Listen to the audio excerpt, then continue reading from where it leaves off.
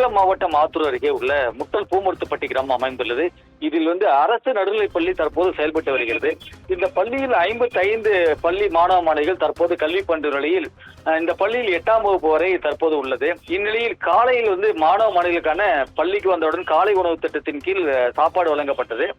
இதில் அங்கு சாப்பிட்ட குழந்தைகள் அருகே உள்ள தண்ணீர் தொட்டியில் தண்ணீர் குடித்துள்ளனர்.